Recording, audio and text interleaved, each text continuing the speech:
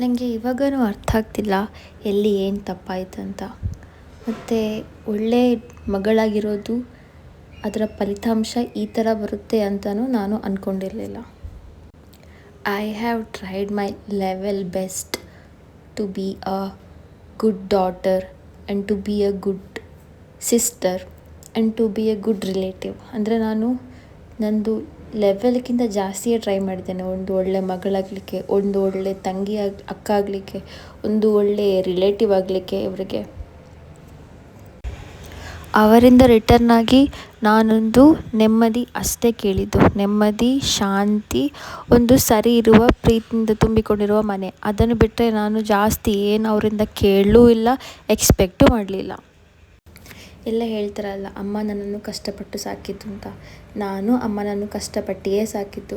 ಅಮ್ಮನಿಗೆ ನಾನು ಕಷ್ಟಪಟ್ಟಿರೋ ದುಡ್ಡನ್ನೇ ಕೊಟ್ಟಿದ್ದು. ನಾನು ಅವರಿಗೆ, ನನ್ನ ಮನೆಯವರಿಗೆ ನಾನು ವರ್ಷಕ್ಕೊಂದು ಬಸ್ಟೇ ಬೈ ಮಾಡಿಲ್ಲ ಅಂತಿದ್ರು ಅವ್ರಿಗೆ ನಾನು ಯಾವತ್ತಿದ್ರೂ ಯಾವುದರಲ್ಲೂ ಕಮ್ಮಿ ಮಾಡ್ತಿರ್ಲಿಲ್ಲ. ಬಟ್ಟೆಯಲ್ಲೂ ಕಮ್ಮಿ ಮಾಡ್ತಿರ್ಲಿಲ್ಲ, ಅವರನ್ನು ಟ್ರಿಪ್ಪಿಗೆ ಕರ್ಕೊಂಡು ಹೋಗೋದ್ರಲ್ಲೂ ಕಮ್ಮಿ ಮಾಡ್ತಿರ್ಲಿಲ್ಲ. ನಾನು ಬಟ್ಟೆ ತಮ್ಮನಿಗೂ ನಾನು ಯಾವಾಗಲೂ ತೆಗೆದುಕೊಡ್ತಿದ್ದೆ, ಅಮ್ಮನಿಗೂ ಯಾವಾಗಲೂ ತೆಗೆದುಕೊಡ್ತಿದ್ದೆ, ರಿಲೇಟಿವ್ಸ್ಗೂ ತೆಗೆದುಕೊಡ್ತಿದ್ದೆ. ನಾನು ಬಟ್ಟೆ ಯಾವುದ್ರಲ್ಲಿ ನಾನೇನು ಕಮ್ಮಿ ಅಂತೇಳಿ ಮಾಡಿರಲಿಲ್ಲ. ನಾನು ರಿಟರ್ನಾಗಿ ಎಕ್ಸ್ಪೆಕ್ಟು ಮಾಡಿರಲಿಲ್ಲ. ಅವ್ರು ನಾನು ಕೇಳಲೂ ಇಲ್ಲ, ನನಗೆ ಏನಾದರೂ ತೆಗೆದುಕೊಡಿ ಅಂತೇಳಿ ಕೇಳಲೂ ಇಲ್ಲ. ಅಮ್ಮ ಕಷ್ಟಪಡೋದನ್ನು ನೋಡಿ ನಾನು ದುಡ್ಡು ಸೇವಿಂಗ್ಸ್ ಮಾಡಿ ಮನೆಗೆ ಗೀಸರು, ಅದು ಮಿಕ್ಸರ್ ಗ್ರೈಂಡರು ಮತ್ತು ಏನೆಲ್ಲ ಬೇಕೋ ಅದೆಲ್ಲ ಐಟಮ್ಸ್ ತಂದು ಹಾಕ್ತಿದ್ದೆ. ಆದರೂ ನನಗೆ ರಿಟರ್ನಾಗಿ ಏನು ಸಿಗ್ತಿತ್ತು, ನನಗೆ ಫುಲ್ ಎಮೋಷನಲಿ ಅಬ್ಯೂಸೇ ಸಿಗ್ತಿದ್ದದು. ಯಾವತ್ತಿದ್ರೂ ನನ್ನಕ್ಕಿಂತ ಮುಖ್ಯ ಅವರಿಗೆ ಬೇರೆಯವರೇ. ಅಂದರೆ ನನ್ನಕ್ಕಿಂತ ಮುಖ್ಯ ಅವರಿಗಿರುವ ಅಫೇರ್ ಮತ್ತು ಅವರ ಅಫೇರ್ಗಿರುವ ಮಗಳು. ಅವಳಂದರೆ ಭಯಂಕರ ಇಷ್ಟ ಇತ್ತು. ಯಾವಾಗಲೂ ನನ್ನಕ್ಕಿಂತ ಅವಳೇ ಜಾಸ್ತಿ, ಅವಳೇ ಒಳ್ಳೆಯವಳು, ಅವಳಕ್ಕಿಂತ ಒಳ್ಳೆಯವರು ಯಾರೂ ಇಲ್ಲ ಅಂಥೇಳಿ ನನ್ನ ಮುಂದೆ ಬಂದು ಯಾವಾಗಲೂ ಹೊಗಳ್ತಾ ಇದ್ರು ಅವಳನ್ನು. ಹೊಗಳೋದು ಅಂದರೆ ನೀನು ಅಷ್ಟೊಂದು ನಿನ್ನಕ್ಕಿಂತ ಚಂದ ಜಾಸ್ತಿ ಅವಳಿಗೆ, ನಿನ್ನಕ್ಕಿಂತ ಅದು. ನನಗೇನು ಅಷ್ಟೊಂದು ಯಾವಾಗಾದರೂ ಅಪ್ಪ ಅಮ್ಮ ಯಾರಾದರೂ ಮಗು ಒಂದು ಹೆಗ್ಗಣ ಥರ ಇರಲಿ, ಬಟ್ ಹೆಗ್ಗಣ ಥರ ಇದ್ರೂ ಆ ಮಗುವನ್ನು ಅಪ್ಪ ಅಮ್ಮ ನನ್ನ ಮಗಳೇ ಚಂದ, ನನ್ನ ಮಗುವೇ ಚಂದ ಅಂತ ಹೇಳ್ತಾರೆ. ಬಟ್ ನನ್ನ ಕೇಸಲ್ಲಿ ಅವರಿಗೆ ನನ್ನನ್ನು ಬಿಟ್ಟರೆ ಬಾಕಿ ಇರೋರೆಲ್ಲ ಒಳ್ಳೆಯವರು, ನನ್ನನ್ನು ಬಿಟ್ಟರೆ ಬಾಕಿ ಇರೋರೆಲ್ಲ ಬುದ್ಧಿವಂತರು, ನನ್ನನ್ನು ಬಿಟ್ಟರೆ ಬಾಕಿ ಇರೋರೆಲ್ಲ ಜವಾಬ್ದಾರಿ ಇರುವವರು. ಆ ಥರ ಒಂದು ನನಗೆ ರೆಸ್ಪಾನ್ಸ್ ಸಿಗ್ತಾಯಿತ್ತು. ನಾನು ಇಷ್ಟೆಲ್ಲ ಮಾಡಿಯೂ ನನಗೆ ಆ ಥರ ಒಂದು ರೆಸ್ಪಾನ್ಸ್ ಸಿಗ್ತಾಯಿತ್ತು. ಎಮೋಷನಲ್ ಸಪೋರ್ಟ್ ಕೂಡ ಇಲ್ಲ. ಇವಾಗ ಅವ್ರದ್ದು ಏನೇ ಪ್ರಾಬ್ಲಮ್ ಇರಲಿ, ಚಿಕ್ಕ ಪ್ರಾಬ್ಲಮ್ ಇರಲಿ, ದೊಡ್ಡ ಪ್ರಾಬ್ಲಮ್ ಇರಲಿ, ಏನಿದ್ರು ನಾನು ಕಿವಿ ಕೊಟ್ಟು ಎಲ್ಲ ಕೇಳ್ತಿದ್ದೆ, ಅದಕ್ಕೆಲ್ಲ ಸಪೋರ್ಟ್ ಮಾಡ್ತಿದ್ದೆ. ಏನಾದರೂ ಸಹಾಯ ಬೇಕಾದರೆ ಹೇಳ್ತಿದ್ದೆ, ಏನಾದರೂ ಎಮೋಷನಲಿ ಸಪೋರ್ಟ್ ಬೇಕಾದರೆ ಮಾಡ್ತಿದ್ದೆ. ಅದೇ ನನ್ನದು ಒಂದೇ ಒಂದು ಪ್ರಾಬ್ಲಮ್ ಕೇಳ್ತಿರ್ಲಿಲ್ಲ. ನನಗೆ ಅವ್ರ ಪ್ರಾಬ್ಲಮ್ ಕೇಳುವಷ್ಟು ಪೇಷನ್ಸೂ ಇರಲಿಲ್ಲ ಅವಳಿಗೆ.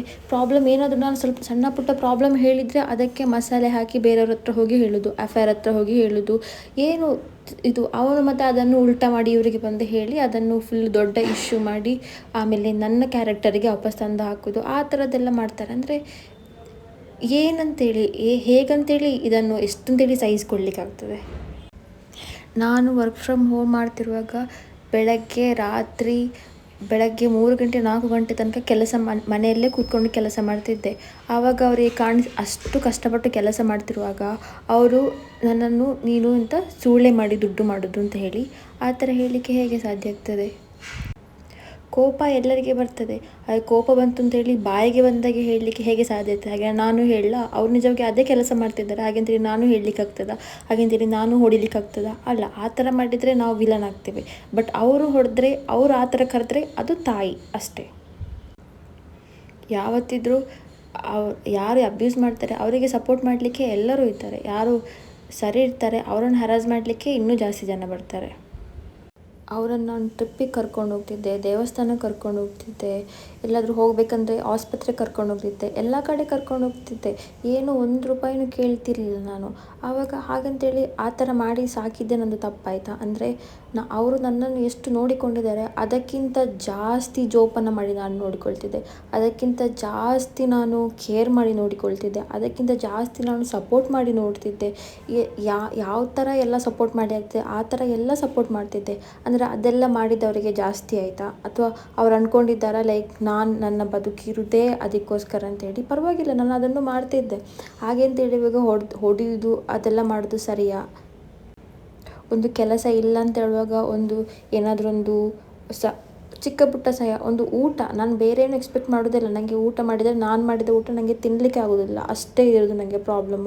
ಅದನ್ನೊಂದು ಮಾಡಿಕೊಡ್ಲಿಕ್ಕೆ ಅಷ್ಟೊಂದು ಕಷ್ಟ ಉಂಟು. ಅಂದರೆ ನಾನು ಇಷ್ಟೆಲ್ಲ ಅವರಿಗೆ ಅದೊಂದು ನೆನಪು ಸಹ ಬರೋದಿಲ್ವ ಅವರಿಗೆ.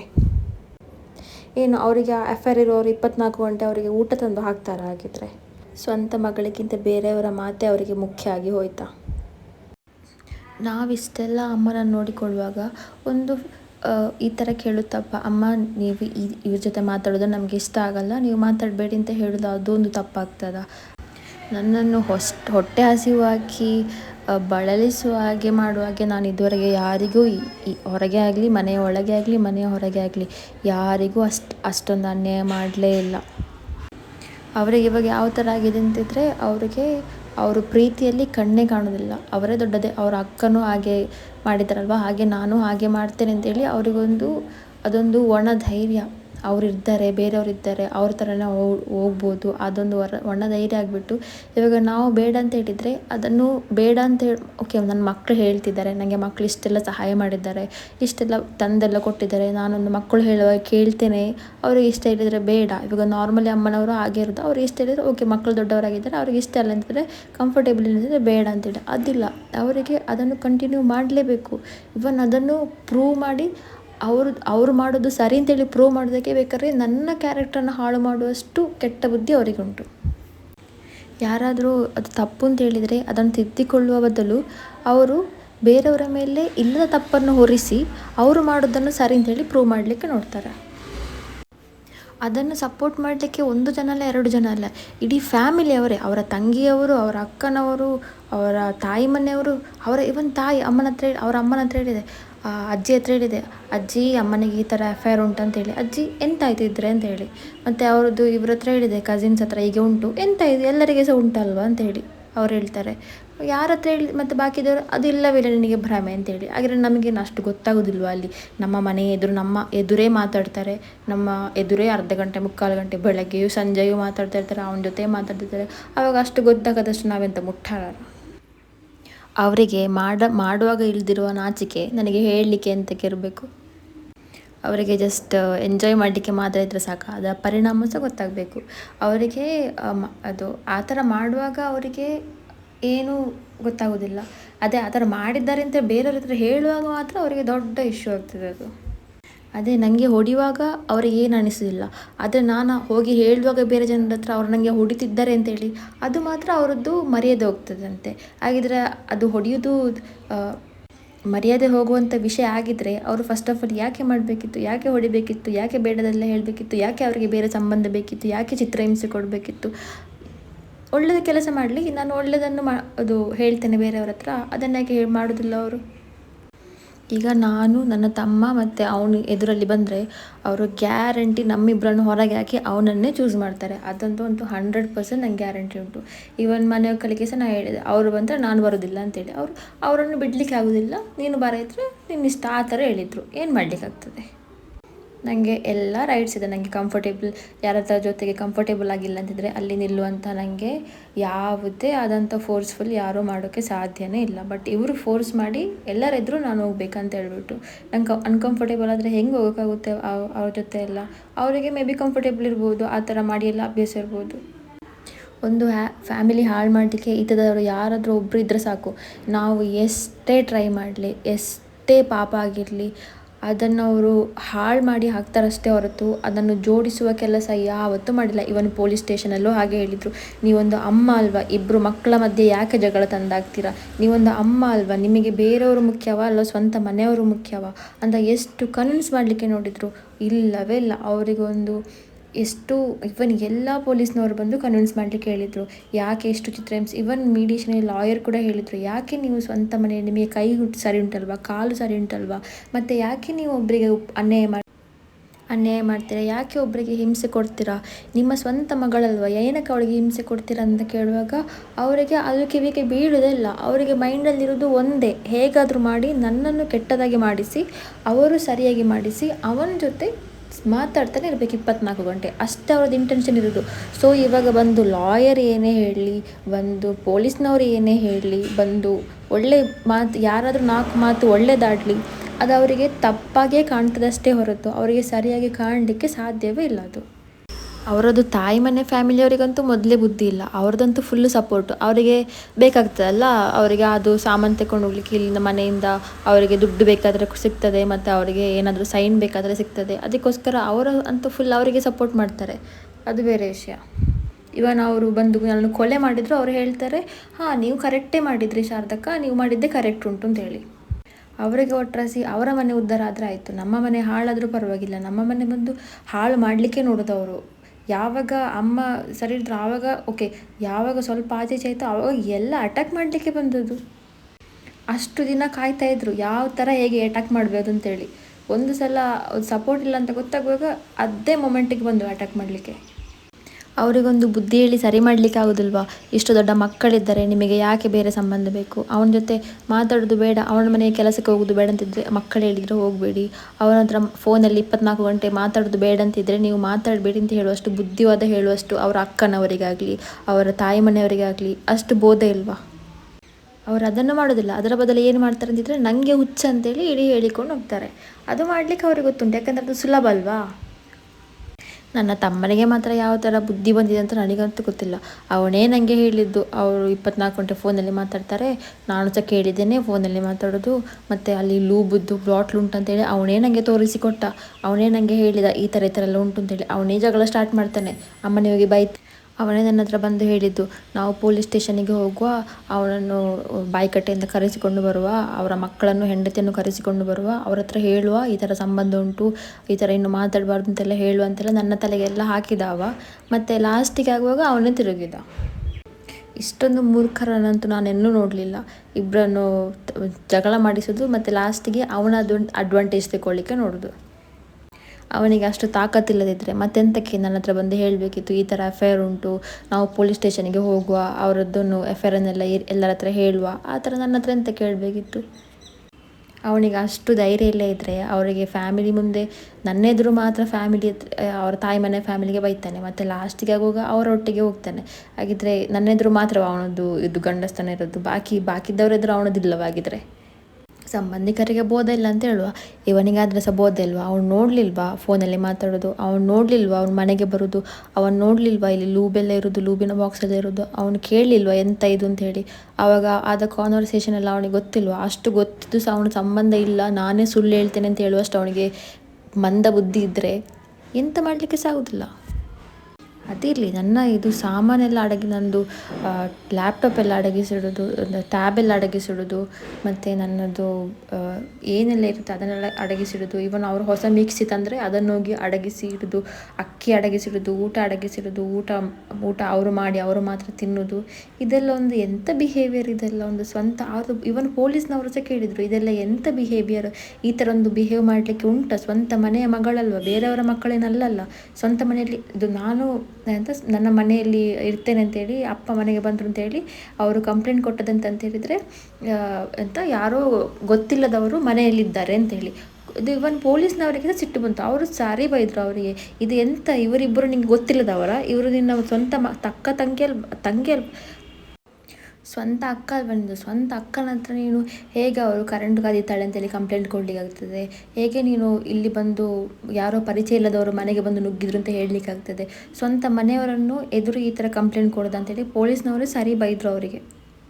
ಬಟ್ ಅವರಿಗೆ ಎಷ್ಟು ಮಂದ ಬುದ್ಧಿ ಉಂಟು ಅಂತ ಹೇಳಿದರೆ ಅವರಿಬ್ಬರು ಸಹ ಬಿಟ್ಟು ಕೊಡೋದೇ ಇಲ್ಲ ಅವರಿಗೆ. ಅಂದರೆ ಅವರಿಗೆ ಒಂದು ಸಂಬಂಧ ಅಂದರೆ ಏನಂತವೇ ಗೊತ್ತಿಲ್ಲ, ಒಂದು ಮನೆ ಅಂದರೆ ಏನಂತವೇ ಗೊತ್ತಿಲ್ಲ. ಜಸ್ಟ್ ಜಗಳ ಅಷ್ಟೇ ಗೊತ್ತಿರೋದು. ಒಂದು ಸರಿ ಮಾಡಬೇಕು, ಇವನ್ ಅವರ ಹತ್ರ ಇರುವ ತಾಯಿ ಮನೆಯವರಾಗಿ ಒಂದು ಸರಿ ಮಾಡಬೇಕು ಅಂತೇಳಿ ಅವರಿಗೊಂದು ಮಂಡೆಯಲ್ಲಿಲ್ಲ. ಅವರಿಗೆ ಹೇಗೆ ಅದನ್ನು ಒಡೆದು ಹಾಳು ಮಾಡಿ ಆಗ್ತದೆ ಅಷ್ಟೇ ಅವರಿಗೆ ಬೇಕಾದ್ದು. ಎಂತ ಇವನ್ ಲಾಯರ್ ಕೇಳಿದರು, ನಿಮಗೆ ಇಷ್ಟೆಲ್ಲ ಮಾಡಿ ಎಂತ ಖುಷಿ ಸಿಗ್ತದೆ ಅಂತ ಕೇಳಿದರು.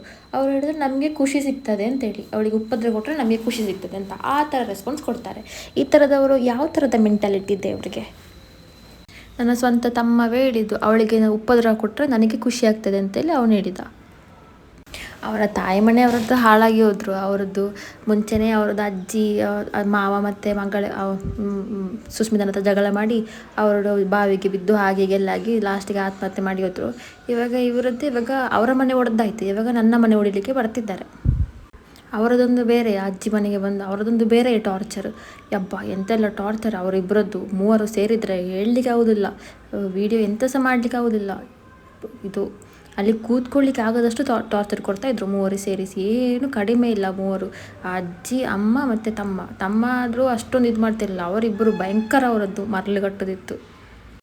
ಅವರು ಊರಿನವರಿಗೆ ಎಲ್ಲ ಹೇಳಿ ಇನ್ಫ್ಲುಯೆನ್ಸ್ ಮಾಡಿದ್ದು ನೋಡಬೇಕು.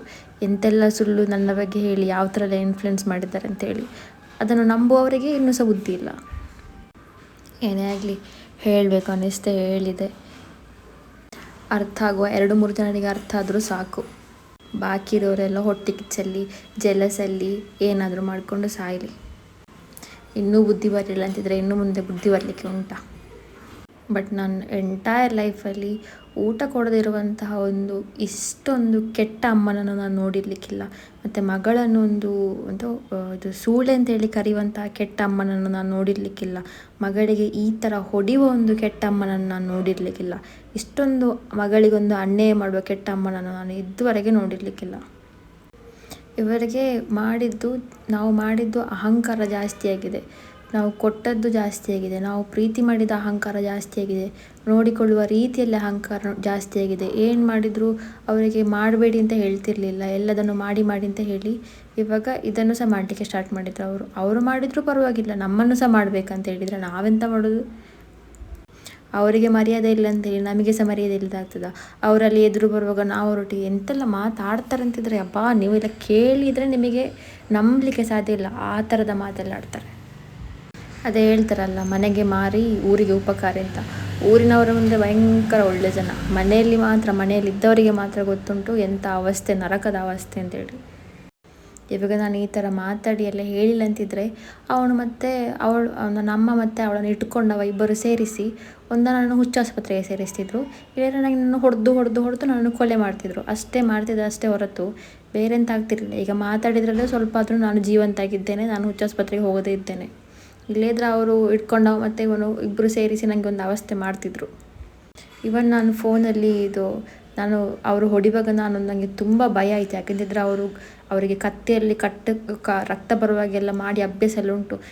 ನನಗೆ ಹೆದರಿ ನಾನು ಅಷ್ಟು ಬೊಬ್ಬೆ ಹಾಕಿದ್ದೆ. ಆವಾಗ ಫೋನ್ ಮಾಡಿದ್ದಕ್ಕೆ ಅವರು ಹೇಳಿದರು ಅವಳಿಗೆ ಹುಚ್ಚು, ಅದಕ್ಕೆ ಅವಳು ಬೊಬ್ಬೆ ಆಗ್ತಿದ್ದಾಳೆ ಅಂತ. ನಾನು ಹೊಡೆದೆ ಅದಕ್ಕೆ ಅವಳು ಬೊಬ್ಬೆ ಆಗ್ತಾಳೆ ಅಂತ ಹಾಗೆ ಹೇಳಲಿಲ್ಲ. ಅವಳಿಗೆ ಹುಚ್ಚು, ಅವಳಿಗೆ ಅದಕ್ಕೆ ಬೊಬ್ಬೆ ಆಗ್ತಿದ್ದಾಳೆ ಅಂತ ಅವರು ಹಾಗೆ ಹೇಳ್ತಾರೆ. ಹುಚ್ಚು ಇರೋದು ಯಾರಿಗೆ ಅಂತೇಳಿ ಹೊಡೆಯೋದು ನೋಡುವಾಗಲೇ ಗೊತ್ತಾಗ್ತದೆ. ಸ್ವಂತ ಮಕ್ಕಳನಿಗೆ ಇಷ್ಟು ಅನ್ಯಾಯ ಮಾಡಬೇಕಿದ್ರೆ ಅವರಿಗೆ ಸರಿ ಇದ್ದರೆ ಇವರು ಅಷ್ಟು ಅನ್ಯಾಯ ಮಾಡ್ತಿದ್ರ?